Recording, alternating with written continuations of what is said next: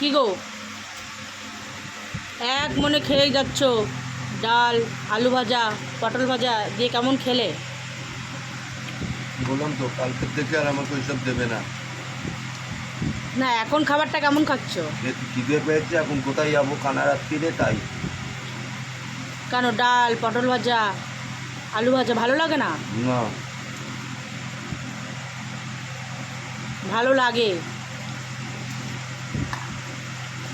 এরকম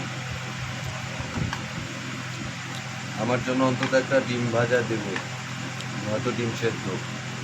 বাবা, কত লোকের জোটে না জানো। যে যেরকম কাজ করবে তার সেরকম ফল পাবে। তার জোটার মতন কাজ করলে জুটবে, না জোটার মতন কাজ করলে জুটবে না। ওরকম বলো না, কিন্তু খাবারটা অনেক ভালো, টেস্টি খেতে।